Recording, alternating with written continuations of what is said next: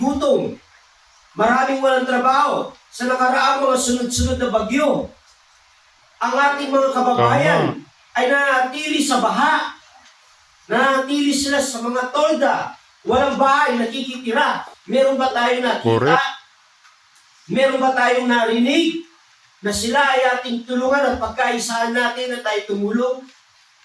Anong ginagawa? Ayuda. Minsanang pakain. Ngunit walang pagpapatuloy na sila'y tulungan upang makaahon sila sa kanilang kalagayan.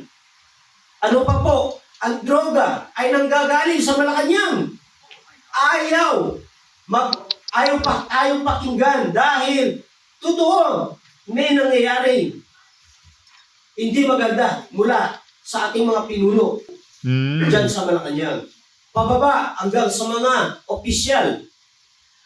Doon po sa What's up mga kababayan, Just That Matters here. Dito sa video natin ngayon ay ating panonoorin itong isang pagpupulong ng mga iba't ibang religious sector sa under sa kabang ng maisog. Na totoong winiwika nila mga kababayan na ang gobyerno ngayon unti-unting pinapasukan na ang mga religious sector, no? Na tila'y ang bangag na administrasyon di umano gustong kontrolin na pati ang mga simbahan na mayroon sa Pilipinas. Naku naman po, na silent martial law na talaga ang nangyayari sa ating bansa. Namantakin nyo yun mga kababayan na kinumpara niya ang administrasyon ni Duterte sa administrasyong bangag na napakalayo nga naman sa kung anong nararanasan natin ngayon. Na kung noon naramdaman ng kabataan ng sambayan ng Pilipino ang katahimikan, ang payapang bansa, pero ngayon hindi na ganun ang nangyayari sapagkat galing sa kanya na ang mga nasa Malacanang mismo ang nangunguna pagdating sa pagpapakalat ng ipinagbabawal na gamot o pagpupulburon. Naku naman po. Pero bago ang lahat mga kababayan, huwag niyo po sana nakalimutan mag-like at subscribe para updated po kayo sa ating channel. At yun na nga mga kababayan, binutata niya rin itong mga ginagawang kahayupan ng mga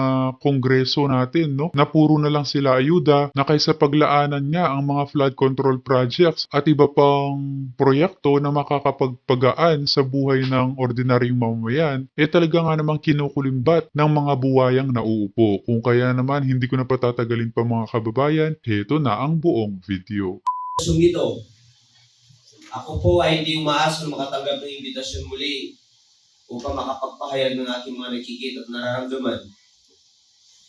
Ako po ay nagre-representante, tinanggap ko ito upang i-representante yaong mga church leaders natin na ang kanilang great concern is to continue uphold the rule of law, proteksyonan ang moral at ang espiritu, hindi lamang ang moral at ang espiritu na kalagayan ng ating mga mamamayan mula sa loob ng iglesia, ng church, hanggang sa labas. Na manatili ang kapayapaan, ang kaayusan, at mailigtas natin ang ating mga kabataan sa kasalukuyang nangyayari ngayon dahil bumalik sa lansangan ang droga. Naku po! Sa nakaraang administrasyon, nagkaroon ng ilang taong pananahimik at nakita natin na tayo ay maaaring lumabas ng bahay kahit madilim. Correct ka dyan, kahit sir. na ating mga kabataan ay uuwi galing paaralan o sila'y mamasyal sa gabi, ay hindi sila natatakot o mga magulang. Ngayon po, natatakot na naman ang ating mga kabataan. Where is the church? Napansin ko po, at maaari napapansin Agree ba kayo doon sa winika niya mga kababayan, no? Na noong panahon ni Duterte, may seguridad ang mga kabataan pagdating sa karahasan, pero ngayon wala na sapagkat nababalik na nga ang mga adik at patuloy pa ang dumarami ng kaso ng missing persons sa ating mga lugar. Hay nako. na rin natin, nasaan ang eklesya o ang church? Dati, ako po'y mayroong malaking respeto sa ating Roman Catholic Church hanggang ngayon. And we need to respect each other's faith and doctrines. Ano man ang ating paniniwala. Kailangan yan. Dahil ang Diyos ay nakatingin sa puso at hindi sa ating mga itinuturo sa ating relasyon sa Kanya. ang pinapahalagahan niya. Ngayon po, noong nakaraang Marcos regime, pinangunahan tayo ng Roman Catholic Church. They were the leading force to lead the people para magkaroon ng people's power. And we are so grateful dahil sumunod ng maraming tao. At napabagsak natin ang rehimeng ito. Nakita ng maraming tao ang pang-aabuso at kahirapan ng mga maraming Pilipino. Ako po ay kung nasa kolehiyo ng panahon na yun. Ako ay sumusunod sa mga nangyayari dahil ako rin po ay napabilang sa mga aktivista nung ako ay nasa kolehiyo kahit sa maiksing panahon. Ngayon po sa kasalukuyan, malinaw pa sa sikat ng araw ang nangyayari sa ating bansa. Tingnan ninyo, nagkalat ang mga American bases sa ating paligid. Kami po sa Angeles City. Kami malapit sa Clark Air Base. Nasa norte kami. Marapit din po kami sa Subic. At kung magkaroon ng digmaan at hindi ito mapigilan dahil meron tayong mga nakatalagang mga American bases dito sa Pilipinas, sa ating lugar, at meron pang mga missile system, at kung matrigger ang digmaan, ang unang-unang tatamaan ay ang mga base militar at ang mga paliparan natin. Nandiyan pa rin ang Tamang kanyang winika, mga kababayan, na itong mga EDCA sites na pinapasok ng bangag na administrasyon ay napakalaking banta sa ating seguridad, lalo na sa mga kababayan nating taga-Luzon. gutom. Maraming walang trabaho sa nakaraang mga sunod-sunod na bagyo. Ang ating mga kababayan ay nanatili sa baha. Nanatili sila sa mga tolda. Walang bahay, nakikitira. Meron ba tayong nakita? Correct. Meron ba tayong narinig na sila ay ating tulungan at pagkaisahan natin na tayo tumulong? Anong ginagawa? Ayuda. Minsanang pakain. Ngunit walang pagpapatuloy na sila'y tulungan. Tumpak ka dyan, Pastor, tulad ng ginagawa nila ngayon, na kaysa magkaroon tayo ng mga flood controls, dahil sa binulsa nila ito, ninakaw, no? Ayun, nakakabili sila ng kanilang mga luho. At ang ibinibigay nilang pantapal na solusyon ang mga ayuda nila. Kapag may sakuna, grabe talaga ang korupsyon na nangyayari sa ating bansa. Upang makaahon sila sa kanilang kalagayan. Ano pa po? Ang droga ay nanggagaling sa Malacanang. Ayaw pakinggan dahil totoo may nangyayari hindi maganda mula sa ating mga pinuno dyan sa Malacanang. Pababa hanggang sa mga opisyal. Doon po sa Ayaw nga nilang pa hair follicle test itong mga nauupo sa Malacanang. Kaya tama ang winika mo, Pastor, na nagsisimula ang pagbabalik ng droga dahil sa kagagawa ng administrasyon din natin ngayon. amin, sunod-sunod ang raid ng mga pulis. Hindi nababawasan. Nagsawa na po ang aming mga kapitan sa paulit-ulit na raid at pagkakakulong ng mga kabataan. Ngunit pagkalipas ng ilang araw, nandiyan na naman sila sa labas. At ano ang balita? May mga protectors yun. Ano ang ating gawin bilang isang church? Tayo bilang isang church, kami, patuloy kami nanalangin, patuloy namin tinuturuan ang aming mga tupa na sila ay maging mabuting mamamayan, proteksyonan nila ang kanilang karapatan, gawin nilang magagawa nila na palakihin ang kanilang mga anak at turuan ng bawat isa na matakot sa Diyos. Ngunit hindi sapat ito kung paglabas nila sa church ay nandiyan sa paligid ang mga taong handang manira at pumasok sa kanilang mga tahanan at agawin ang ating mga kabataan at turuan sila na gumawa ng masama.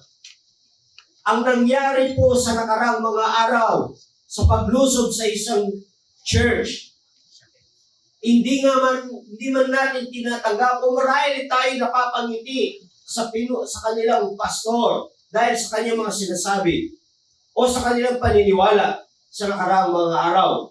Ngunit hindi natin makakaila, ito ay isang sagradong lugar, isang lugar na kung saan nananatili ang pagtuturo ng moralidad at spiritual na magkaroon ng tamang relasyon sa Diyos at sa kapwa.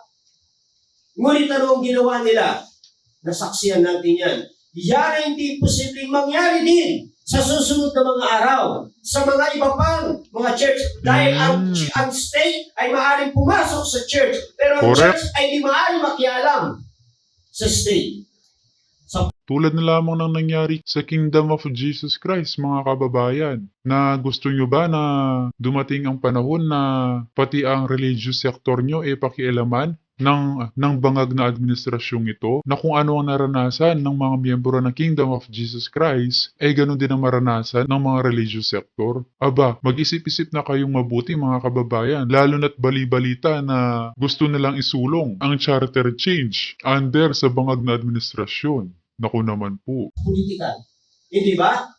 Kaya tahimik ang marami ang mga religious leaders. Bakit? Nandoon ang takot na baka ma-involve ang church sa politika. Ngunit tingnan ninyo ang Biblia mula Old Testament and the New Testament. Hindi ba? They condemn also the leaders in the political arena.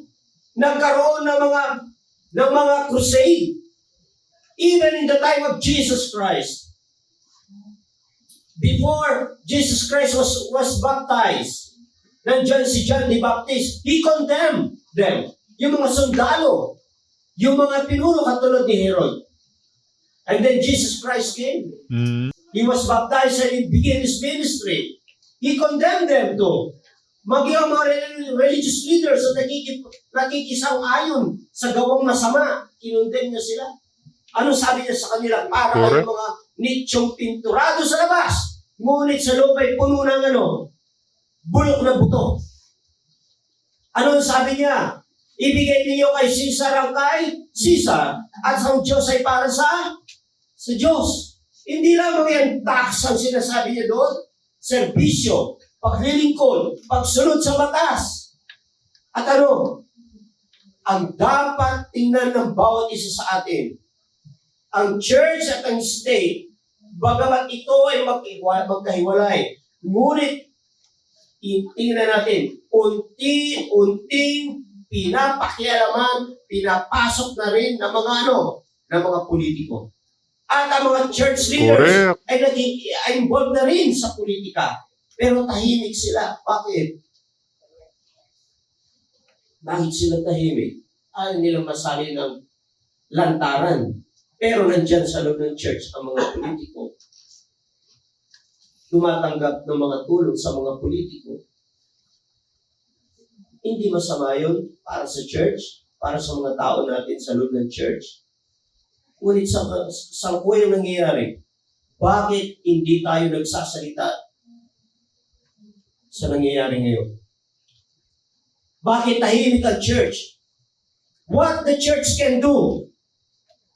Where is the place of the church today? Hanggang ganito na lamang tayo, manahimik. Manalangin, Grabe, no? tama? Palagoy ng spiritual at moral na kalagayan ng mga tao sa loob ng church. But someday, magigising tayo. Kawawa tayong lahat. Lalo-lalo na ang ating mga anak. Salamat po.